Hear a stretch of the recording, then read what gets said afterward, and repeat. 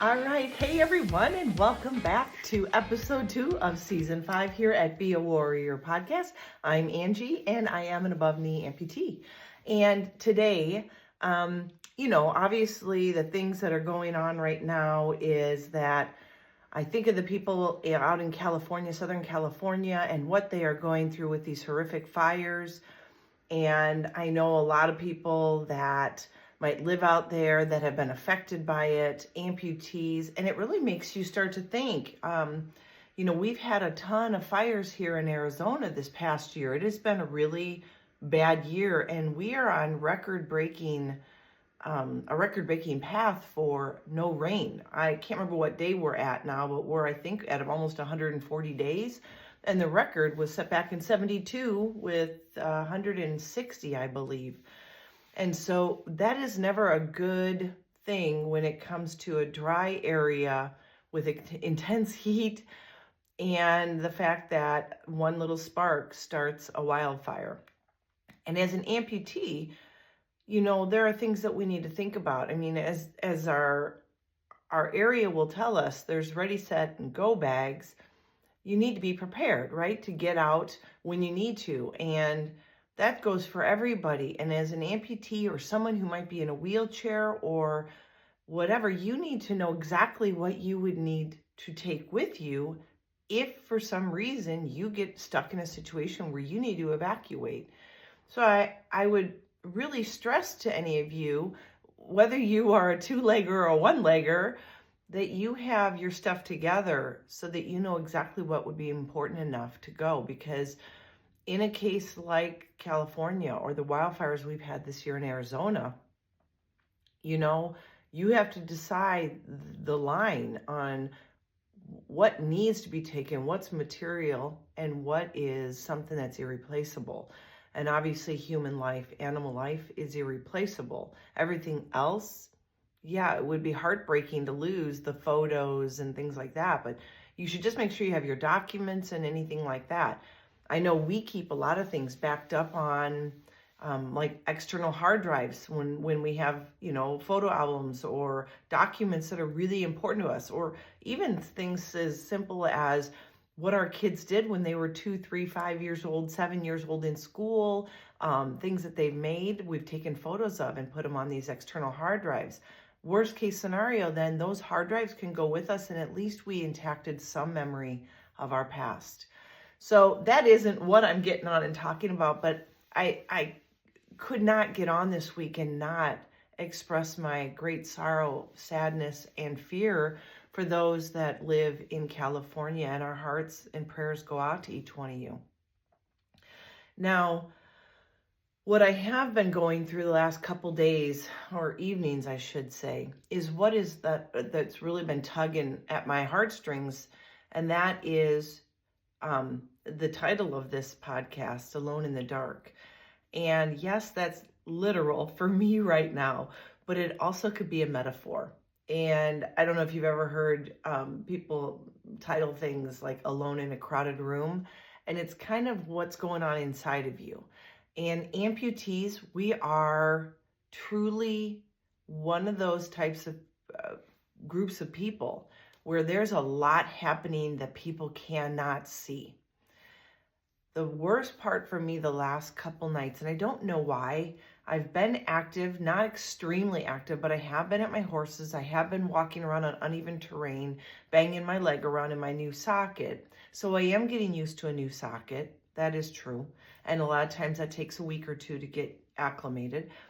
But when you start doing certain things, or your socket is fitting differently, or you're still going through the changes of being a new amputee, you might find that in the evening after wearing it all day, that you take it off and your nerves kind of have a chance to just flood the area with like buzzing and burning and shocking feelings that happen after using and abusing your leg all day.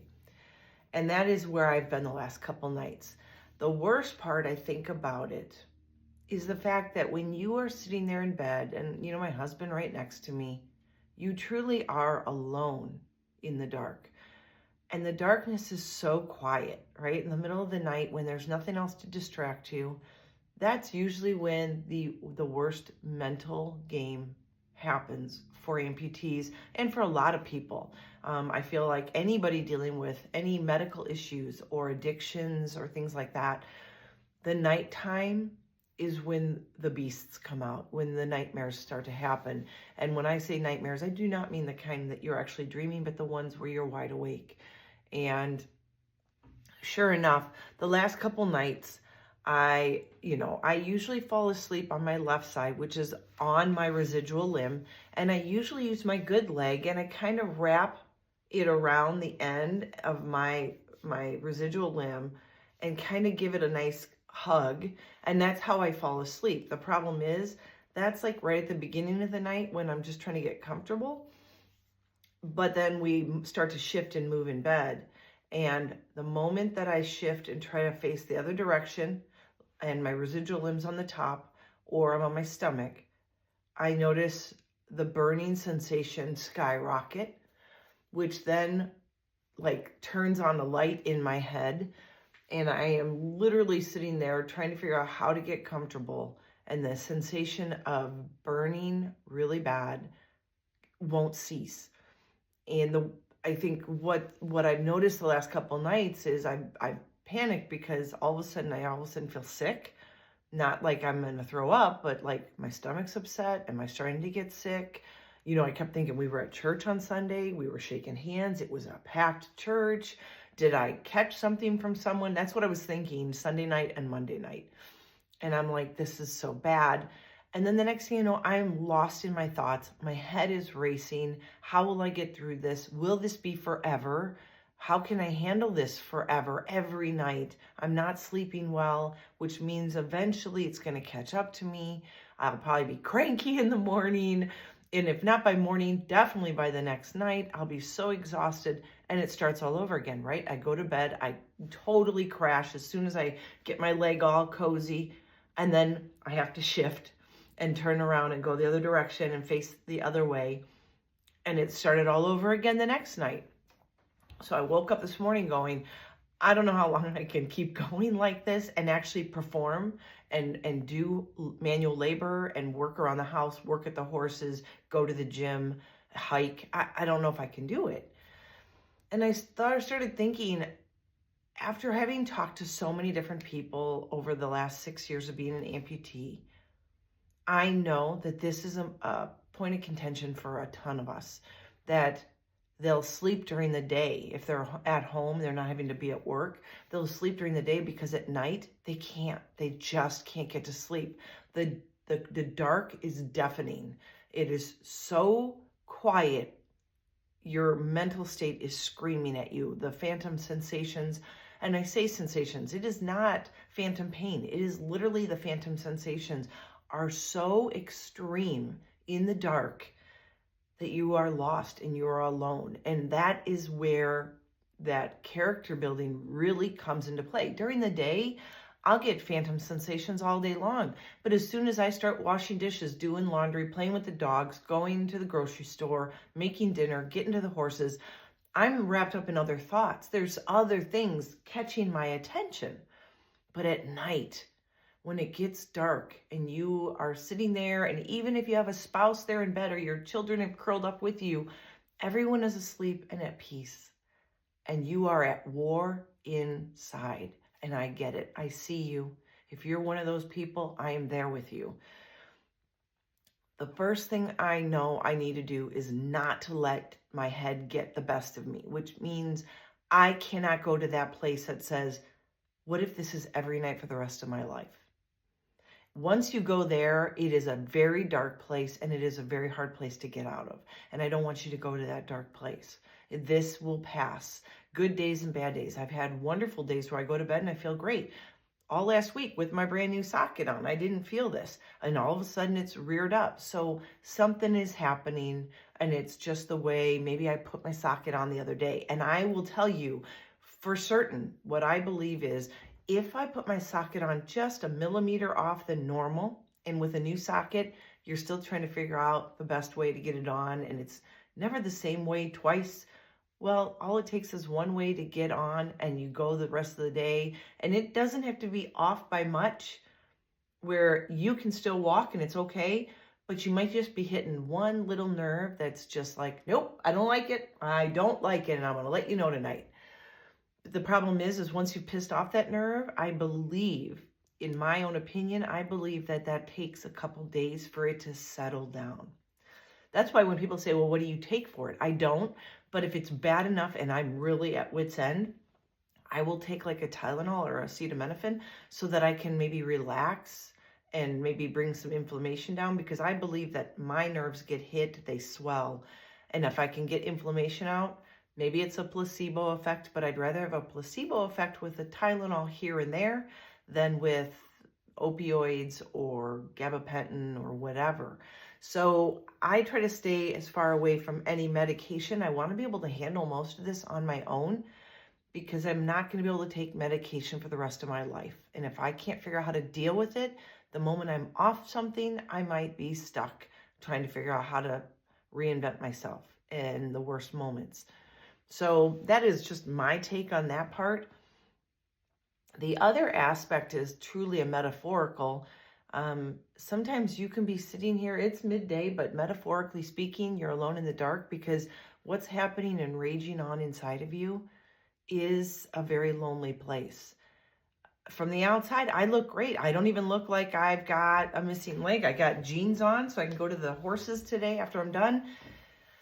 Doesn't look like I'm an amputee, but the problem is I am still dealing with the burning sensation, or with my new socket way up in my groin. I've got a little bit of a raw mark I'm trying to wear into.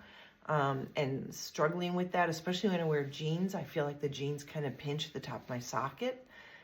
And it's a very dark and lonely place, because from the outside, we look put together. We look wonderful. I don't look like an amputee because I'm active and I'm moving and everything. And I'll tell you, the looks I get if I park at a Costco in a handicap spot so I can walk the whole store, people will be like, I'm sorry. And that's why I tend to wear shorts a lot or cut off leggings, because that way people don't, because I've gotten looks. I've gotten looks like, what are you doing in handicap? Oh, as soon as they see it, you can see they've judged me quietly, and then they've inside went, shame. Oh, shame on me. But yeah, I would say that, one of the things that as amputees we deal with is the fact that you are the only one that knows and feels everything you're going through. A lot of times, outwardly, physically, it doesn't look like you're dealing with anything, that you've already healed. You're wearing a socket, you're doing your thing, you're walking. But people have no idea that someone that can walk normal still struggles. And I would say the best thing you can do is just to be really good at communication. That goes for, so much in life, right? If we would just learn to communicate better with our spouses, our children, our neighbors, friends, family, not just amputees, but in general, in life, if we would learn to just communicate how we feel, how something made us feel, and what we're going through, then I think there might be a lot more understanding versus people assuming that people know what I'm going through. You have no idea. If you see me, I usually have a smile on my face all day long. I am not the kind of person that walks around all grumpy. And if I see people, I can be in the worst pain ever, and I will still smile at someone that makes eye contact with me, but they have no idea the turmoil happening inside. And it is a dark and lonely place if we don't communicate. And so I make it a habit that if my husband comes home and he's in a spectacular mood or whatever, and he starts to joke around and give me little, sarcastic nudges here and there, I'll let him know, listen, bad day. This is such a bad day. You have no idea what I'm feeling right now. And I need a little bit more gentle handling today. And you know what? That has worked. I let my kids know, because there's so many times that I do their laundry when they come around or cook for them. And it looks like I got all my crap together, but they need to know too, so they can learn empathy, especially as they get older and they don't know what their future spouse will be going through. It's good for them to learn a little bit about good communication, and what can be happening can be a very invisible, lonely place for someone. So, I thought, we need to talk about this, right? It's kind of like the mental health issue that people that deal with mental health issues. It's a dark place, right? It's a place that no one else can see except them. And usually by the time we realize someone's struggling with mental health, it's too late. And if only they could communicate, if only they could have showed people what they were going through, or let people know, give them a glimpse in. But I think that so many people are afraid that it's an embarrassing thing to have issues like that, but it's not. I will be the first one to tell you, and I told you this podcast, I want to use my personal journey to help others out. Well, my personal journey isn't all sunshines and rainbows. We don't have every good day. We don't have all of our crap together every day. I don't. So why would I tell you every day, things are great, you've got this, without saying I've had to pull myself out of that darkness on my own. I've had to cry my way through certain days where the pain is so bad and it looks like everything is normal, but it's not. It hurts inside. It's okay. And we all go through it. It doesn't matter where you're at in your journey. If you're brand new and you're struggling through those first couple of years of trial and error with sockets, with prosthetists, with legs, with arms, if you're an upper limb amputation. But what we need to do is communicate the reality of that. If you are brand new at being an amputee, I don't want to scare you, but you need to learn how to handle those moments of darkness, because you aren't alone. That is one of the reasons why I do my women's chat group, because there's a lot of women who keep the house running. And when they're laid up, there's a lot of guilt that is associated with that. I, for one, know that firsthand from 5 years of going through 10 surgeries and not being able to get the laundry done the way I wanted to. And I was homeschooling my kids at that time and having to go to PT and trying to help them with homeschool and try to get the food on the table. And yet I was being told I need to ice and I need to elevate all the time.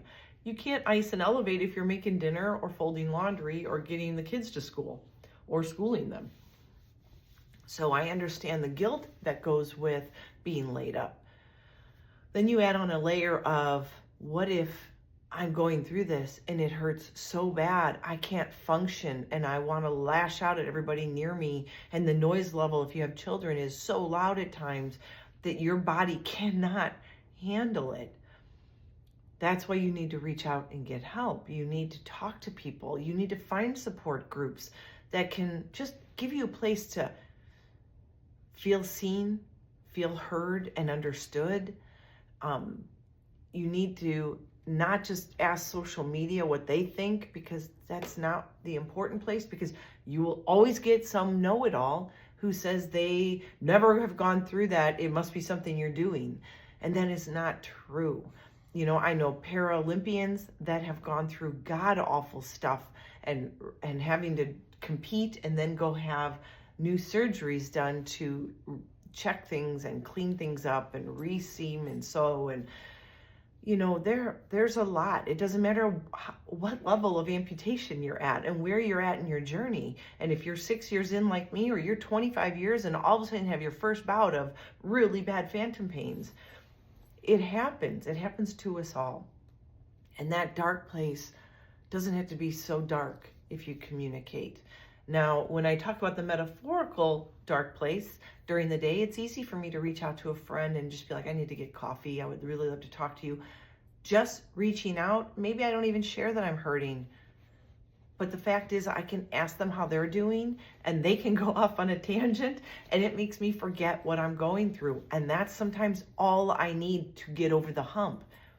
But the literal dark place, the literal evenings when everything is quiet, your house is shut down for the day, the lights are off, the sound is quiet, that's when it gets really tough. And that's when you find out what you're made of. You might be the kind of person, I fall asleep with the TV on, which is so bad. I wasn't even raised that way. My parents didn't even have a TV in their bedroom, ever. My dad still doesn't have a TV in his room. He has it in a secondary room near his room, but not in his room. And so I fall asleep with the TV on, which is probably bad because then I wake up, it's still on, then I have to turn it off, and then I'm awake. But maybe I'm the person that maybe I need to have some music ready just in case, because at least I can have it really low and have something real soothing in my ear with a headphone or whatever, and not wake my husband up, but find my way through that. So, you have to find your ways, and I don't really have a call to action this week because this is a place that you need to experience to get to. You may not all be there right now, but if you do, I would say 100% communicate to the people around you, the people that love you, and the people that are trying to support you. If they don't know you're hurting, they can't see it. Remember that. You feel it, they can't see it.